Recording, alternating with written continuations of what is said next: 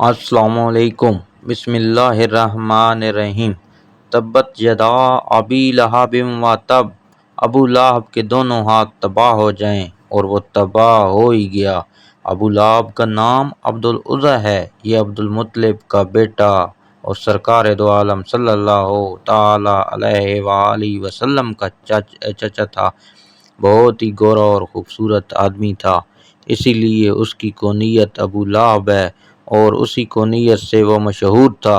اس کے بیٹوں عقبہ اور عتیبہ کے نکاح میں حضور پر نور صلی اللہ تعالی علیہ وآلہ وسلم کی صاحبزادیاں حضرت رقیہ اور حضرت ام کلثوم رضی اللہ تعالی عنہا تھیں۔ اس سورت کے نزول کے بعد ابو لہب نے ان صاحبزادیوں کو طلاق دلوا دی۔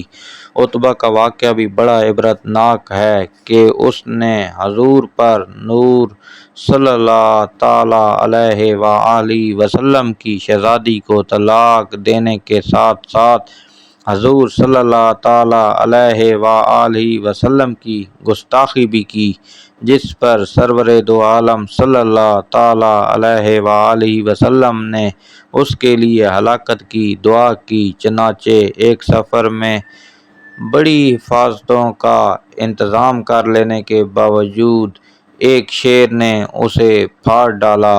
آیت میں ابو لہب کے دونوں ہاتھ ہلاک ہونے سے مراد اس کی ذات کی ہلاکت ہے، اور آیت مبارکہ میں ابو لہب کی ہلاکت کی پیشن گوئی کی گئی۔ چنانچہ وہ بدترین موت مرا، اور وہ جنگ بدر کے ایک ہفتے بعد کالے دانے کی بیماری سے مرا، جسے عرب میں عدسہ کہتے ہیں۔ اہل عرب اسے متعدی بیماری سمجھ کر اس سے بہت بچتے تھے، اس لیے 3 دن تک اس مردود کی لاش پڑی رہی، پھول پھٹ کر بدبو دینے لگی۔ تب اجرت دے کر مزدوروں سے پھینکوائی گئی۔ ما اغنی عنہ مالہ وما کسب، اس کا مال اور اس کی کمائی اس کے کچھ کام نہ آئی۔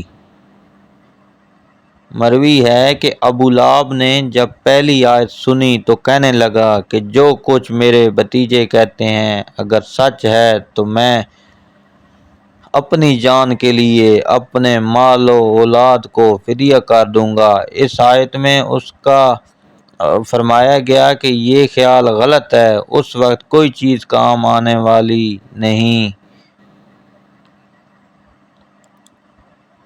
سَيَصْلَىٰ نَارًا ذَاتَ لَہَبٍ، اب وہ شعلوں والی آگ میں داخل ہوگا۔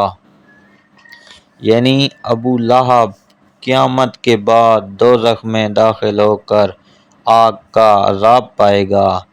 اس سے معلوم ہوا کہ ابو لہب کا دوزخی ہونا یقینی ہے۔ وَامْرَأُهُ حَمَّالَةَ الْحَطَبِ، اس کی بیوی لکڑیوں کا گٹھا اٹھانے والی ہے۔ ام جمیل بنت حرب بن امیہ ابو سفیان کی بہن، جو رسول کریم صلی اللہ تعالی علیہ وآلہ وسلم سے نہایت عناد اور عداوت رکھتی تھی، اور بہت دولت مند اور بڑے گھرانے کی عورت ہونے کے باوجود رسول اللہ صلی اللہ تعالی علیہ وآلہ وسلم کی عداوت میں اس انتہا کو پہنچی ہوئی تھی کہ خود اپنے سر پر کانٹوں کا گٹھا لا کر رسول کریم صلی اللہ تعالی علیہ وآلہ وسلم کے راستہ میں ڈالتی، تاکہ حضور پر نور صلی اللہ تعالی علیہ وآلہ وسلم کو اور آپ صلی اللہ تعالی علیہ وآلہ وسلم کے اصحاب رضی اللہ تعالی عنہم کو ایذاً تکلیف ہو، اور حضور اقدس صلی اللہ تعالی علیہ وآلہ وسلم کی اظہار ثانی اس کو اتنی پیاری تھی کہ وہ اس کام میں کسی دوسرے سے مدد لینا بھی گوارا نہ کرتی تھی۔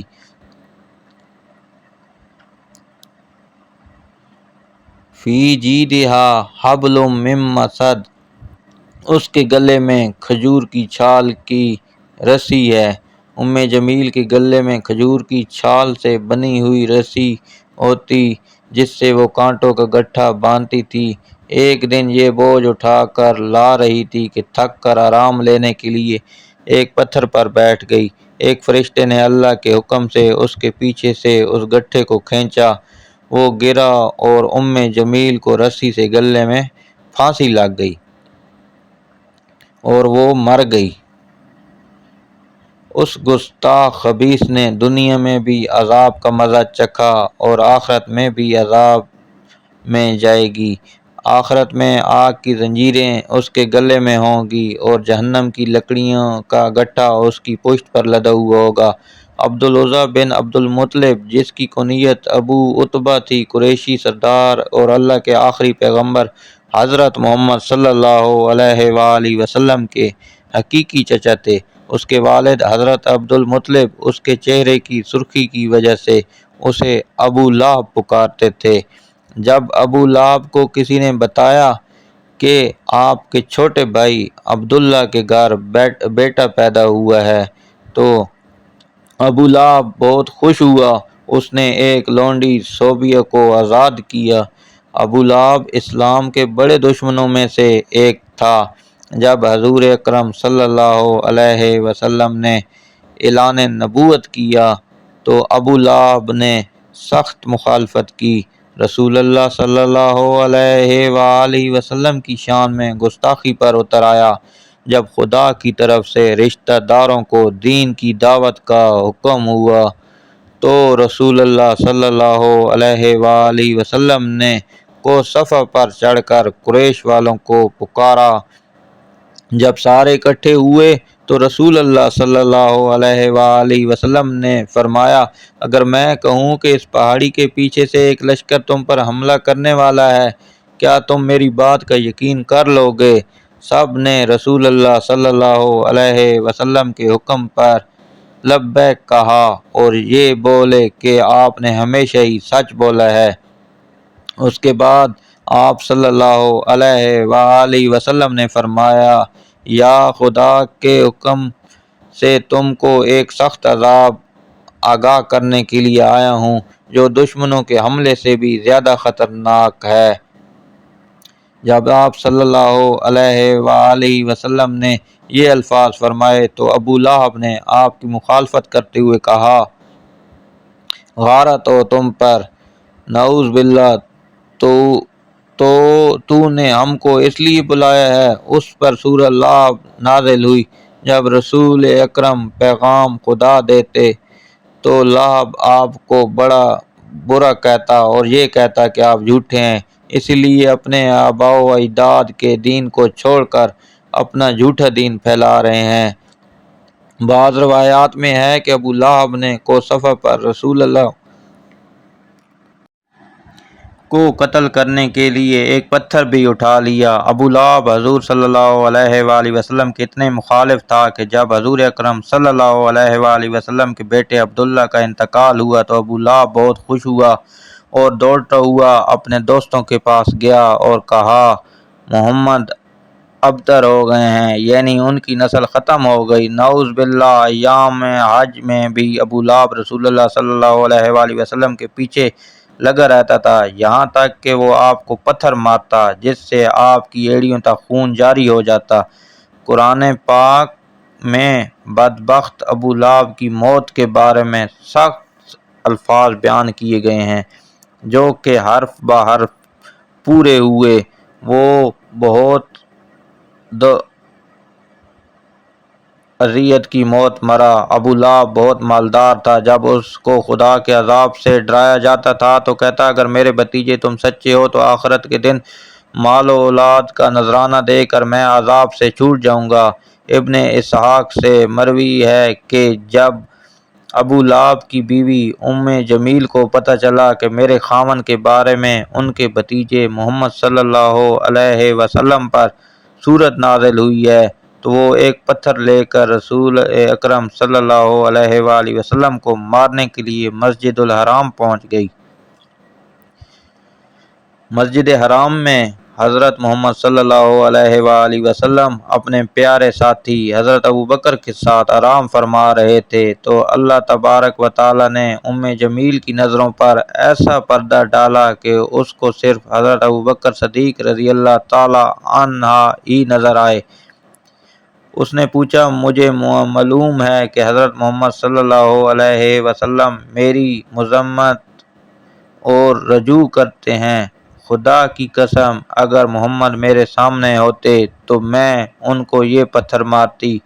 وہ دشمن اور مخالفت کی وجہ سے رسول اکرم صلی اللہ علیہ وآلہ وسلم کو مذم کہتے تھے۔ یہ کہہ کر وہ واپس چلی گئی۔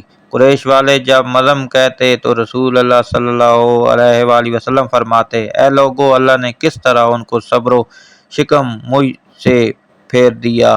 وہ مذمم کو برا بھلا کہتے ہیں لیکن میں تو محمد ہوں۔ ابو لہب قریش کا مالدار آدمی تھا اور اس کا سود خوری کا کاروبار تھا۔ لوگوں کو سود پر چیزیں دے کر خود منافع حاصل کرتا، یہاں تک کہ اس نے خانہ کعبہ سے سونے کا ہرن چوری کر کے بھی بیچ ڈالا تھا۔ ابو لہب کی اولاد بھی نبی کریم صلی اللہ علیہ وسلم کی بہت زیادہ دشمن تھی۔ ابن اساکر اور ابن اسحاق لکھتے ہیں کہ ایک دن ابو لہب کے بیٹے عتیبہ نے یہ ٹھان لیا کہ وہ آپ صلی اللہ علیہ وسلم کے پاس جا کر ان کے رب کے بارے میں بری باتیں کہہ کر ان کو اذیت پہنچائیں گے۔ عتیبہ بدبخت نبی کریم صلی اللہ علیہ وآلہ وسلم کے پاس آیا، بہت سخت کلامی کی اور سب سے بڑا جرم یہ کیا کہ اس نے چہرہ انور کی طرف تھوک دیا، مگر وہ ناپاک تھوک وجہ عطر پر گرنے کی بجائے دور جا گرا۔ اس کی گستاخی پر حضور اکرم صلی اللہ علیہ وآلہ وسلم نے دعا مانگی، اے اللہ اس پر اپنے کتوں میں سے کسی کتے کو مسلط کر دے۔ عتیبہ اپنے خیال میں بڑا کارنامہ سر انجام دے کر اپنے باپ کے پاس آ گیا۔ ابو لہب نے پوچھا، پیارے بیٹے تو نے اسے کیا کہا ہے؟ اس نے بتایا کہ میں نے یہ کیا۔ تو وہ پوچھنے لگا، اس پر میرے بھتیجے محمد نے کیا کہا؟ عتیبہ نے بتایا کہ اس نے یہ بد دعا دی ہے۔ یہ سنتے ہی ابو لہب کا رنگ سرخ ہو گیا، کیونکہ وہ جانتا تھا کہ محمد صلی اللہ علیہ وآلہ وسلم کی کوئی بھی دعا ایسی نہیں جو قبول نہ ہوئی ہو۔ اب وہ پل پل اپنے بیٹے کا خیال رکھتا۔ ایک دفعہ ابو لہب ایک قافلے کے ساتھ شام روانہ ہوا۔ راستے میں ایک جنگل میں جا کر انہیں کہیں پڑاؤ کرنا پڑا۔ جنگل میں خوفناک جانوروں کا خطرہ تھا، تو ابو لہب کو بار بار حضرت محمد صلی اللہ علیہ وآلہ وسلم کی بددعا یاد آنے لگی۔ ابو لہب نے قافلے والوں سے کہا، چونکہ تم لوگوں پر میرے بہت احسانات ہیں تو میں تم سے ان کا بدلہ یہی چاہتا ہوں کہ آج رات میرے بیٹے عتیبہ کی حفاظت کرو۔ بس تم سارا سامان ایک جگہ پہ سین میں اکٹھا کرو اور میرے بیٹے کا بستر سب سے اوپر لگا دو، پھر اس سامان کے ارد گرد تم سب سو جاؤ۔ حبار لکھتے ہیں کہ ہم نے ایسا ہی کیا۔ رات جب سب سو گئے تو جنگل سے ایک شیر آیا۔ ہم سب کے چہروں کو اس نے سونگھا مگر کسی کو کچھ نہ کہا۔ اس سامان کے بلند ڈھیر پر چڑھ گیا، عتیبہ کے چہرے کو سونگھا اور اسے چیر پھاڑ ڈالا۔ ابو لہب کا برا حال تھا۔ وہ کہے جا رہا تھا، میں جانتا تھا میرا بیٹا محمد کی بد دعا سے کبھی نہ بچ سکے گا۔ ناظرین گرامی، ابو لہب، اس کے بیٹے عتیبہ اور اس کی بیوی کا انجام انتہائی دردناک اور عبرتناک ہوا، کیونکہ اللہ پاک نے سورہ لہب میں پہلے ہی ان کے لیے عذاب کا فیصلہ سنا دیا تھا۔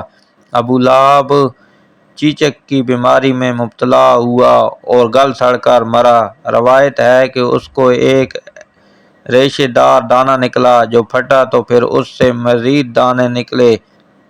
اب ان دانوں کی وجہ سے بدبو پھیلنے لگی تو اس کی اولاد اور بیوی نے یہ فیصلہ کیا کہ ان کو اپنے گھر سے کسی ویران کھنڈر میں منتقل کر دیتے ہیں تاکہ یہ بیماری کسی اور میں منتقل نہ۔ کسی بیماری، بدبو اور اذیت میں 7 دن رہنے کے بعد ابو لہب جہنم واصل ہوا اور اس کی لاش 3 دن تک پڑی رہی۔ کوئی اس کے قریب نہ گیا۔ لوگوں کو ڈر تھا کہ جو قریب جائے گا اسے اچھوت کی یہی بیماری لگ جائے گی جس سے وہ مرا ہے۔ جو بدبو پھیلنے لگی تو لوگوں نے اس کے اہل و عیال کو کچھ شرم دلائی۔ اس پر انہوں نے ان طعنوں سے تنگ آ کر کچھ حبشیوں کو اجرت دیکھ کر لاش اٹھوائی جنہوں نے اسے لمبی لکڑیوں پر رکھ کر ایک گڑھے میں پھینکا اور اوپر سے دور کھڑے ہو کر یوں پتھر پھینکے جیسے اسے رحم کیا جا رہا ہو۔ ابو لہب کی بیوی جو ام جمیل کے نام سے معروف تھی، ابو سفیان کی بہن تھی، اس کا نام عروہ بنت حرب تھا، وہ بھی ایڑیاں رگڑ رگڑ کر مری، اور اللہ پاک نے ارشاد فرمایا اس کی گردن میں مونج کی رسی ڈال کر اسے جہنم میں پھینکا گیا ہے۔ وہ اپنے قیمتی ہار پر فخر کیا کرتی تھی اور شوخیاں مارا کرتی تھی کہ میں یہ قیمتی ہار بیچ کر محمد صلی اللہ علیہ وآلہ وسلم کی مخالفت میں لگا دوں گی، لیکن اللہ پاک نے اسی گردن میں آگ کا توق ڈالا جس سے شیطان بھی پناہ مانگتا ہوگا۔ اللہ پاک ہمیں بھی اسلام پر چلنے کی توفیق دے، نبی کریم صلی اللہ علیہ وآلہ وسلم اور ان کی پاک آل سے بے پناہ محبت عطا فرمائے، آمین ثم آمین۔